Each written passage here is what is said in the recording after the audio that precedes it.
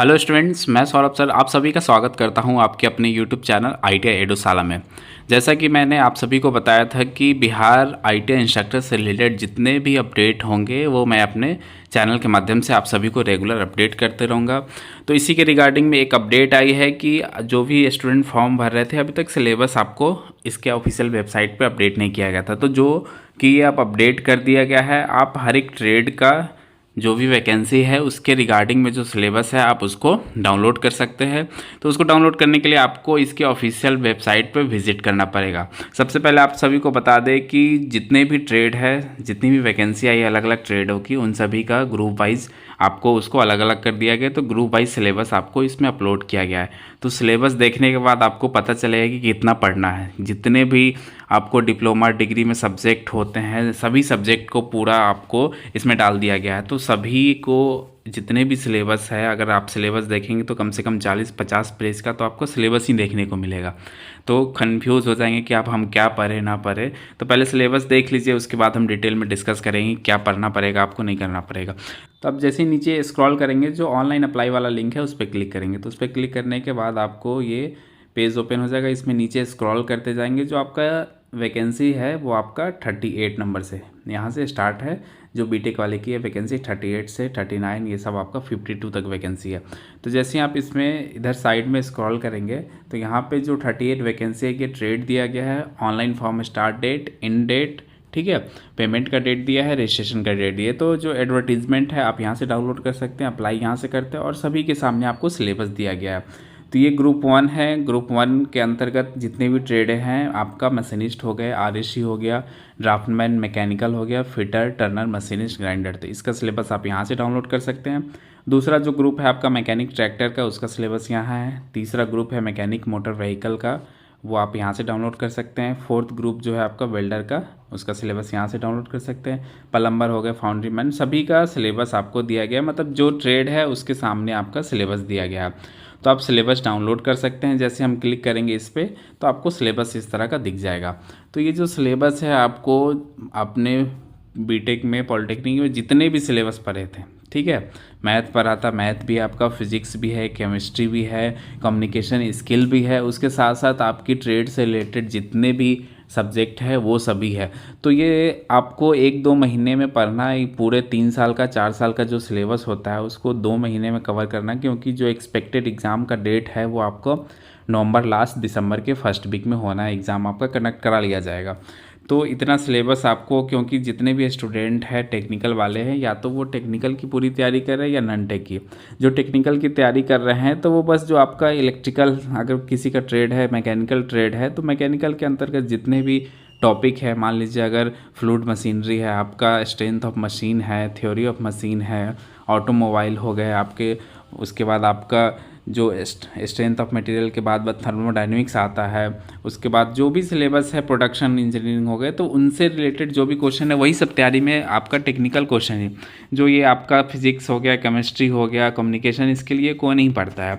तो इसमें ये पता नहीं सिलेबस आपको लग रहा है जो एसबीटी स्टेट गवर्नमेंट का जो सिलेबस होता है, पूरा सिलेबस इन्होंने उठा के बस कॉपी पेस्ट कर दिया है। इन्होंने ज़्यादा दिमाग लगाया नहीं है, क्योंकि इनको जो भी आपको टॉपिक सिलेबस का पर्टिकुलर सब, अब यहाँ पे देखिए जो लैब होता है, अब यहाँ पे अगर आप देखेंगे तो यहाँ देखो जो अप्लाइड फिजिक्स लैब होता है उसमें कौन कौन से प्रैक्टिकल होते हैं उनका भी नाम पूरा दिया गया। तो इससे पता चल जाता है कि इन्होंने बस कॉपी पेस्ट किया है।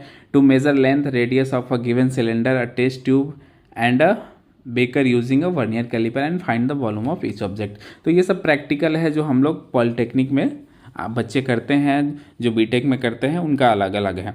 तो ये देखिए अप्लाइड केमिस्ट्री का जो प्रैक्टिकल है वो इसमें डाला गया है। फिर स्पोर्ट्स एंड योगा होता है, उसका सिलेबस इसमें है। क्या क्या पढ़ेंगे बच्चे बताइए अब 2 महीने में? क्या कम्युनिकेशन स्किल हो गया, उसके बाद जो मैथमेटिक्स सेकेंड होता है वो है, उसके बाद अप्लाइड फिजिक्स सेकेंड है आपका, उसके बाद मॉडर्न फिजिक्स है, introduction to IT system, IT से रिलेटेड है, fundamental of electrical electronics engineering, ठीक है, इंजीनियरिंग मैकेनिक्स, ठीक है। तो जो मैकेनिकल के स्टूडेंट है वहाँ से इनका बेसिक स्टार्ट होता है, इंजीनियरिंग मैकेनिक्स से आपका स्टार्ट है। उसके बाद आप ये भी आपके काम का नहीं, अप्लाइड फिजिक्स ये सब ज़रूरी नहीं है।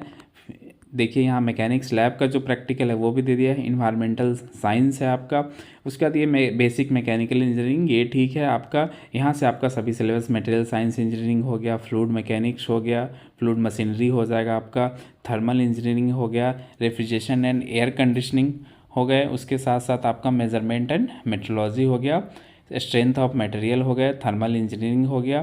तो ये सभी जो सिलेबस है ये आपको जो अपने ट्रेड है वो उससे, तो ये सभी रेगुलर टच में है, पढ़ भी सकते हैं जो तैयारी कर रहे हैं। उसके बाद अगर देखा जाए जो और भी सिलेबस है, और भी ट्रेड का जो सिलेबस है, ये तो फर्स्ट ग्रुप का हो गया। अगर आप दूसरे ट्रेड का निकालें, ठीक है, इलेक्ट्रिकल इलेक्ट्रॉनिक्स का अगर आप देखेंगे तो इसमें उससे भी ज़्यादा आपको सिलेबस देखने को मिलेगा, ठीक है। तो ये देख लीजिए, आपको ये आपका ग्रुप 9 है जो इलेक्ट्रिकल एंड इलेक्ट्रॉनिक्स इंजीनियरिंग का ये सिलेबस आपको दिया है, ग्रुप 9 के अंतर्गत है। तो इसमें अगर आप देखेंगे तो इसमें भी आपको बहुत सारे, इसमें आप देख रहे हैं टोटल 138 पेज का, ठीक है, 137 पेज का सिलेबस ही है। तो अब इसमें बताइए बच्चे क्या क्या पढ़ेंगे, कंफ्यूज हो जाएंगे कि हमें क्या पढ़ना है, डिप्रेशन में चले जाएंगे कि 138 पेज का अगर सिलेबस है, अगर उसको सिलेबस को ही अगर एक एक टॉपिक अगर सही से देखें तो आपको सिलेबस ही पूरा नहीं हम पढ़ पाएंगे। जब तक सिलेबस समझेंगे नहीं तब तक पढ़ेंगे कैसे। तो ये सिलेबस बनाने का कोई तरीका नहीं हुआ। जो भी डिपार्टमेंट है, जो भी स्टेट गवर्नमेंट है, उनको कम से कम जो सिलेबस पर्टिकुलर सिलेबस होता है, जेई का, जूनियर इंजीनियर का जो कंडक्ट कराती है या स्टेट लेवल में जो कंडक्ट कराता है, तो उनको उस तरीके से सिलेबस क्रिएट करना चाहिए कि जो एग्ज़ाम देने वाले स्टूडेंट है वो सही से तैयारी भी कर सके, और जिनका तैयारी चल रहा है वो उसको प्रिपरेशन कर सके।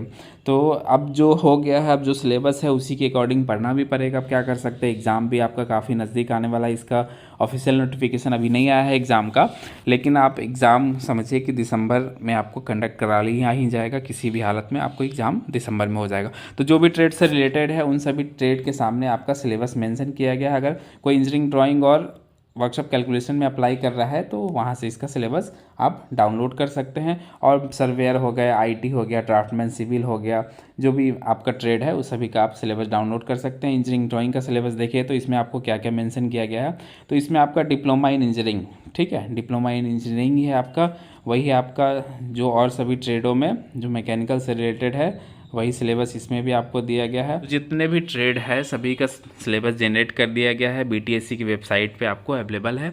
इसका लिंक नीचे आपको डिस्क्रिप्शन बॉक्स में मिल जाएगा, आप वहाँ से देख के इसको डाउनलोड कर सकते हैं। और अभी से जितना भी आप कवर कर सके, जो मेन पोर्शन है आपका जो टेक्निकल सब्जेक्ट है उसको कवर करिए, और जो बेसिक आपका फिजिक्स, केमिस्ट्री और मैथ है उसको आप देख सकते हैं। सभी सबसे पहले सिलेबस को डाउनलोड करके अच्छे से उसको रीड करें कि क्या क्या इसमें मेन टॉपिक है, हमें क्या क्या पढ़ना है।